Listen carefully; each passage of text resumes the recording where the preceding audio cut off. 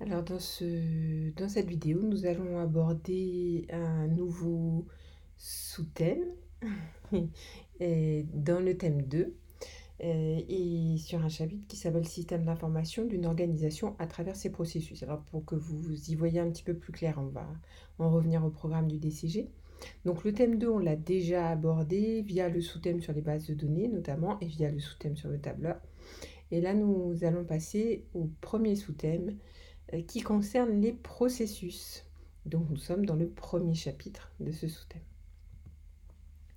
Alors ce qu'il faut savoir, c'est jusqu'au milieu des années 80, l'approche qui était faite de l'entreprise, elle se faisait traditionnellement par ce qu'on appelait des centres de responsabilité et par les coûts qui étaient associés évidemment à ces responsabilités. Au milieu des années 80, Kaplan et Cooper aux USA et puis Bouquin en France ont développé une approche qui est différente et qui consiste à étudier les différents centres d'activité concernés par les processus qui traversent l'entreprise. L'idée, c'était de mettre en évidence la contribution de chacun de ces centres à la réalisation des activités. Donc on s'est davantage orienté sur les activités réalisées au sein de l'entreprise. Les organisations sont donc à ce moment-là intéressées aux processus, aux activités qui forment ces processus et aux tâches qui forment ces activités. Alors on va déjà commencer par voir ce que recouvre la notion de processus. Donc un processus, on va pouvoir en trouver plusieurs définitions, et la définition la plus simple, c'est qu'un processus, c'est un enchaînement d'activités logiques qui vont apporter de la valeur ajoutée. Donc sur le schéma, vous pouvez voir par exemple que on a des fournisseurs qui vont apporter des données en entrée. Il y a un certain nombre d'activités qui vont être réalisées dans l'entreprise. Ici, il y en a 3, mais évidemment, ça n'est qu'un exemple. À l'aide de différentes ressources, on va produire quelque chose. Et ce quelque chose sera appelé des données en sortie, seront appelées des données en sortie, qui s'adressent en général aux clients. Alors ça, c'est un exemple de représentation de processus. Et puis, il faut savoir qu'un processus, il peut être interne à l'entreprise et du coup, le fournisseur et le client peuvent simplement être différents services d'une organisation. Alors, il existe une définition un peu plus précise dans une norme AFNOR sur le management des processus, dans laquelle il est dit que le processus s'est défini comme un système d'activité qui utilise des ressources pour transformer des éléments entrants en éléments de sortie. Donc en fait, on retrouve cette idée d'éléments qui entrent, on enchaîne des activités de manière à aboutir à des éléments sortants. En note de cette norme AFNOR, on peut lire qu'il s'agit d'une succession d'activités qui est réalisée à l'aide de différents moyens, donc ce qu'on appellera nous les ressources, donc des personnels, des équipements, du matériel, des informations, et dont le résultat final attendu est un produit. Donc le processus, il présuppose qu'on a des éléments entrants qui vont pouvoir être mesurés, ça peut être des matières premières par exemple, une valeur ajoutée, c'est ce que va faire l'entreprise avec ces différents éléments entrants, et des éléments de sortie qui vont pouvoir être mesurables et qui vont être conformes aux critères d'acceptation du client. Ça veut donc dire que ce sera le produit fini, enfin, ou le service, peu importe, mais enfin quelque chose qui sera fourni au client. Et l'idée, c'est que le processus, on parlera de processus quand il y a un caractère reproductible. Par exemple, quand à chaque fois qu'on va réitérer ce processus, on procédera de la même manière. Donc il y a une idée de pouvoir reproduire ce qui a déjà été fait. Alors une autre définition possible, c'est qu'un processus est un enchaînement d'activités, ou on parlera aussi d'ensemble d'activités, qui est alimenté par des entrées, qui dispose de ressources et qui apporte de la valeur par rapport au but pour créer des sorties. Donc les entrées d'un processus, elles vont provenir soit de l'extérieur, soit d'un autre processus qui a été réalisé en amont. C'est-à-dire que un premier processus peut aboutir sur un second et un troisième, un deuxième et un troisième, pardon. Ça va dépendre en fait de ce qui va être réalisé dans l'entreprise.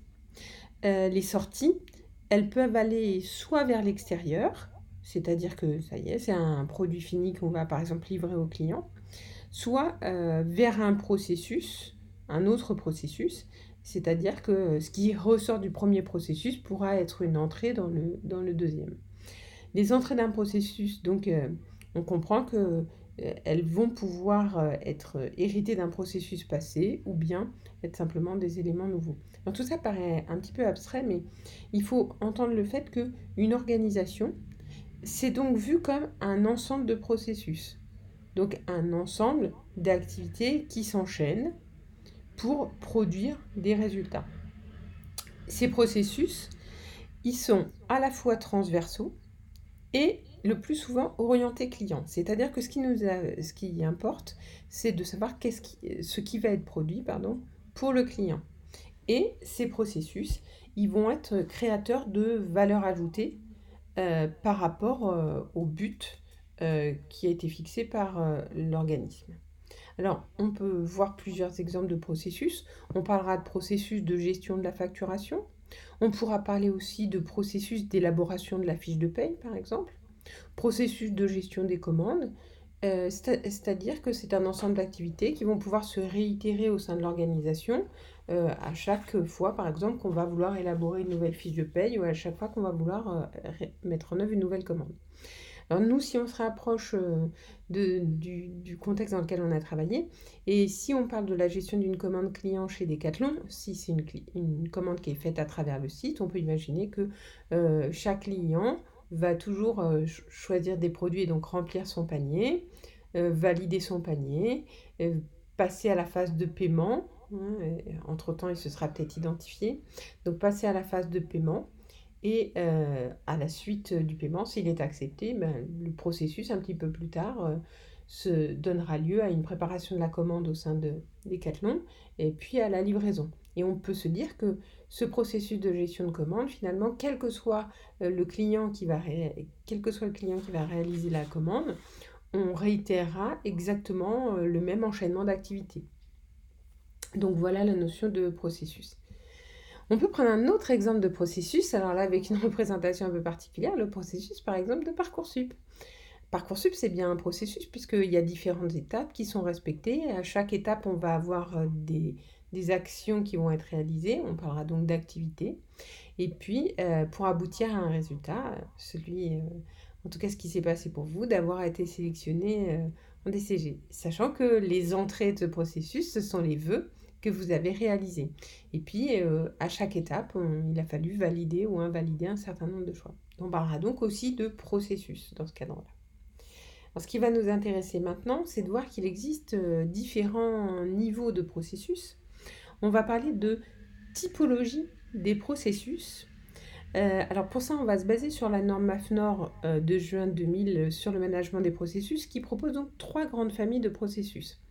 Alors tout d'abord les processus de direction, on les appelle aussi les processus de management ou de pilotage. Alors ces processus-là, ils vont contribuer à déterminer la politique et le déploiement des objectifs dans l'organisation. C'est là qu'on va prendre les décisions sur le long terme. Ceci se fait sous la responsabilité totale de l'équipe dirigeante.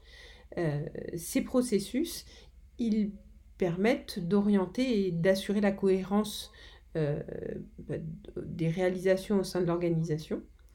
Et parmi les processus de direction, on va pouvoir citer, je sais pas, l'élaboration de la stratégie de l'organisation, par exemple, ou le management de la qualité dans l'organisation, ou encore la communication interne et la mobilisation du personnel. Donc voilà des exemples de processus, qu'on dira de pilotage ou de direction.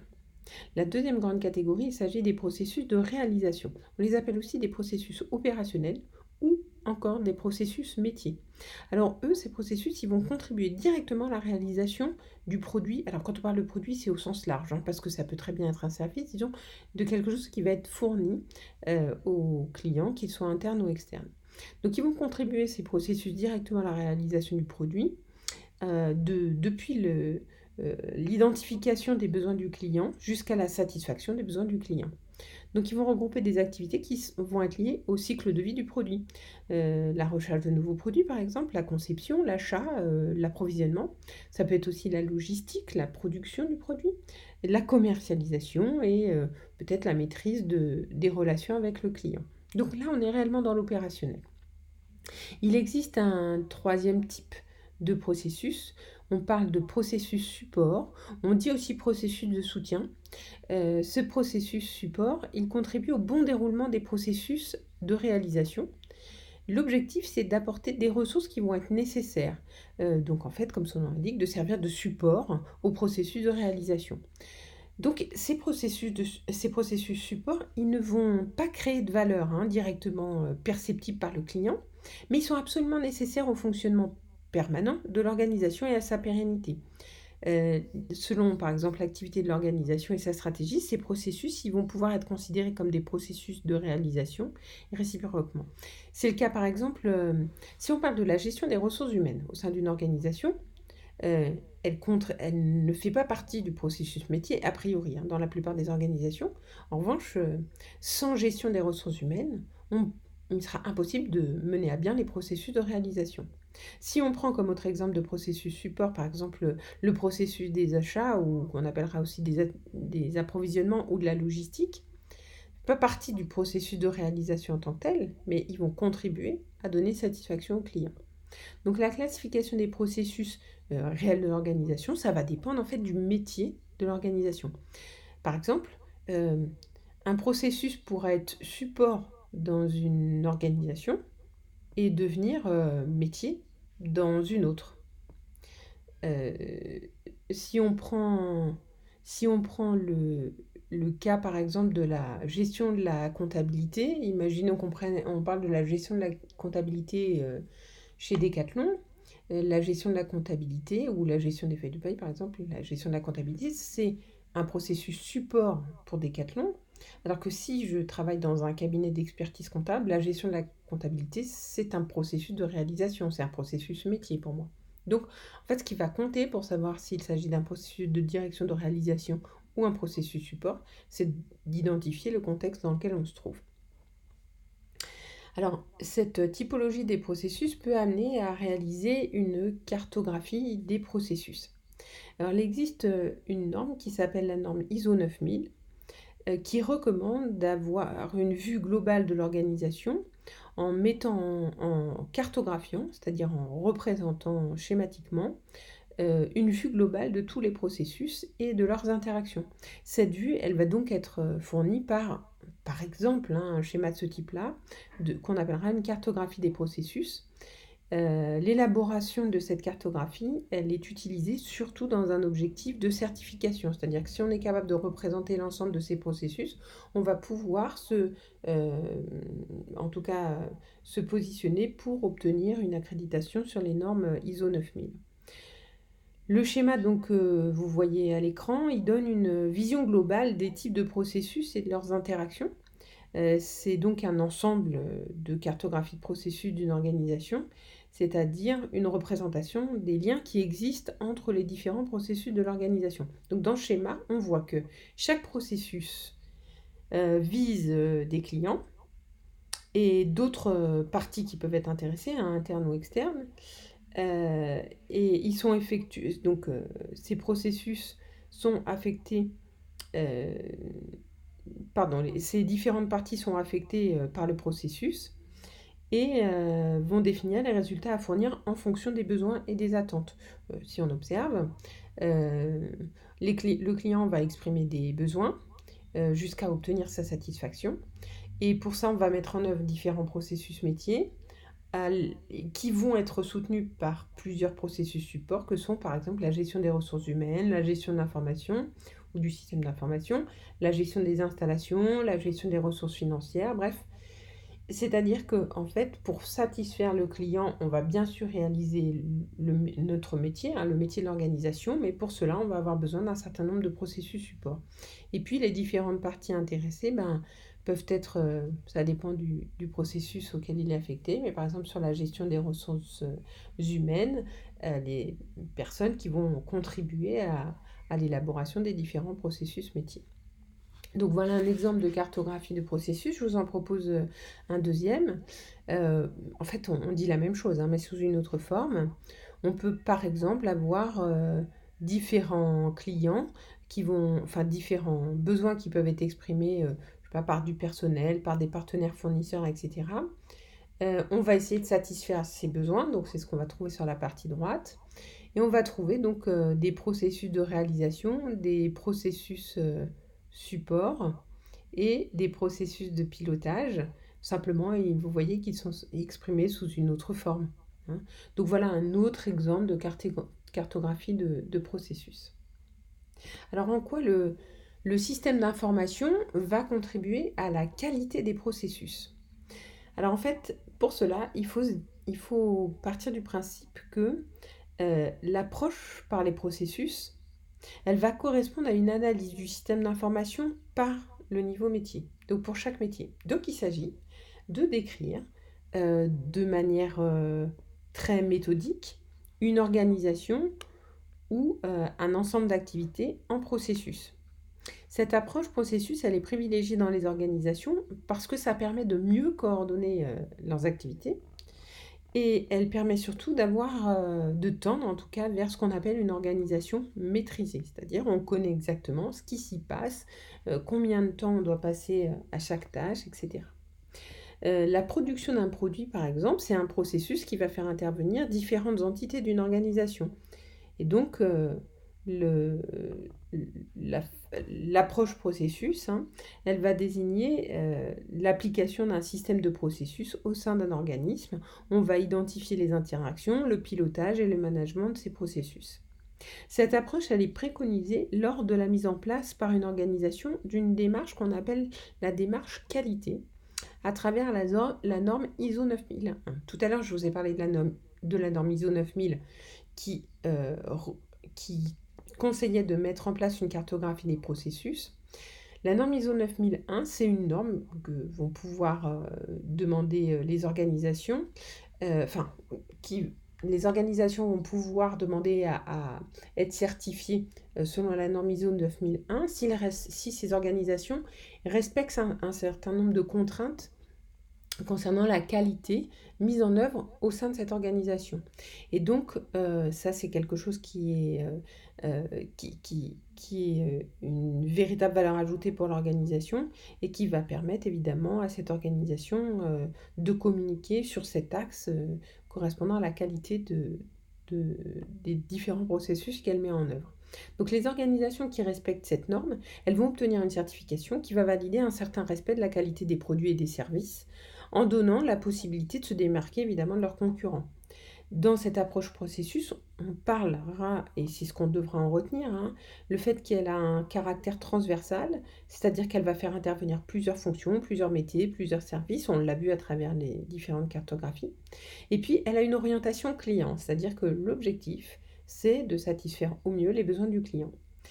Dans ce cadre-là, l'approche processus, le système d'information va jouer un rôle à la fois dans la réalisation des tâches, parce que ça va permettre de les réaliser, dans l'automatisation bien sûr, dans la coordination des activités et dans le déroulement des différents processus. En fait, le système d'information se trouve à l'ensemble, enfin à tous les niveaux hein, de cette approche processus.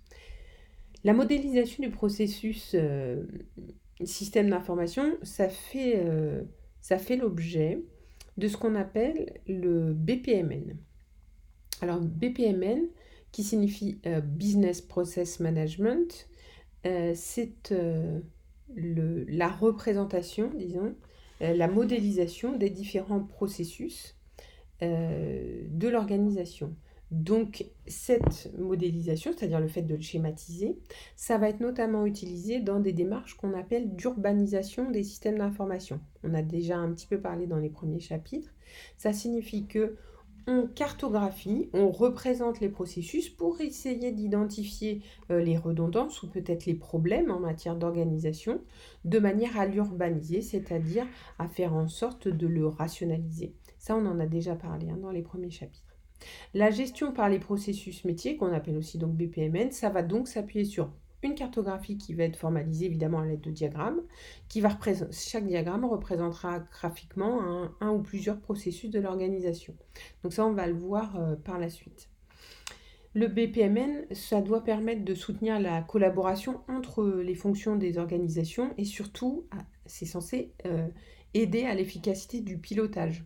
Par exemple, comme le contrôle de gestion, le contrôle interne. Bref, de s'assurer que ce qu'on pense devoir faire dans l'entreprise, c'est bien ce qui s'y fait. Donc ça va permettre de gérer l'entreprise de façon, transversale. Ça va permettre de faire en sorte de standardiser certains processus et puis de vérifier éventuellement les écarts entre ce qu'on pense, donc ce qu'on appelle le modèle et puis ce qui existe, en réalité. On va tenter de rendre plus efficace la communication managériale, en adoptant un langage qui va être commun à tous les métiers puisque on aura choisi les mêmes modalités de représentation. La cartographie des processus métiers, elle apparaît donc comme, un outil de rationalisation indispensable. En gros, ça signifie que savoir représenter sous la forme de schéma l'ensemble des processus d'une organisation, ça permettra d'en avoir une vision d'ensemble, ça permettra aussi de rationaliser, c'est-à-dire de limiter les redondances, de voir où est-ce qu'on peut gagner en termes de rationalité et d'efficacité au sein de l'organisation. Alors, qu'est-ce que ça va apporter, hein, cette approche processus? Très concrètement, on peut citer, le fait que le système d'information, par exemple, il va fournir des ressources pour les processus de l'organisation. Il va contribuer à la coordination, entre les acteurs puisqu'il va aider notamment à la communication. On aura une vision globale du système, qu'est l'organisation. On va pouvoir connaître de manière assez détaillée et factuelle, tous les rouages, hein, qui organisent, l'entreprise. On va pouvoir identifier et hiérarchiser les différentes activités et notamment, celles qui contribuent au mieux à atteindre les objectifs qui ont été fixés et puis surtout les objectifs de satisfaction des clients. On va pouvoir mettre en évidence les différentes interactions et les corrélations entre les activités. On va pouvoir optimiser, par exemple, les différents flux matériels ou immatériels. Ça peut être, je sais pas, les achats de matières premières, et cetera. On va pouvoir aider à la répartition optimale des ressources qui sont à disposition, puisque comme on aura une vue d'ensemble, il sera beaucoup plus aisé de faire une répartition de ces ressources, hein, qu'elles soient matérielles, logicielles, que ce soit des ressources humaines.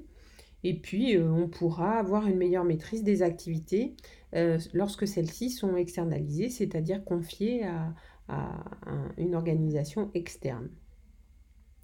Au niveau du personnel, il est aussi possible, de citer d'autres apports, hein, concernant les processus. Le personnel verra une plus grande implication, car, il est mieux au fait des différents objectifs de l'organisation et de la répartition des responsabilités pour les atteindre. Disons, le personnel à travers cette cartographie et la vision générale de cette organisation pourra mieux se situer dans l'organisation et finalement identifier ses responsabilités, pourra contribuer à l'amélioration continue des processus et donc évidemment à l'amélioration continue de la performance de l'organisation. Et le personnel pourra aussi, en alors, dans le meilleur des cas, voir réduire les tensions qui sont causées par des cloisonnements internes à l'organisation. Et puis, on va pouvoir voir un développement de la communication interne et des échanges d'informations au sein de l'organisation. Donc, une approche par les processus, ça doit permettre de penser l'organisation selon une approche qui est transversale et cohérente. Et ça, c'est censé constituer un facteur clé de succès pour la performance et la qualité, hein, du fonctionnement de l'entreprise. Donc on parlera d'approche processus et dans les chapitres suivants, nous détaillerons comment faire pour schématiser justement, pour réaliser une partie de la cartographie des processus.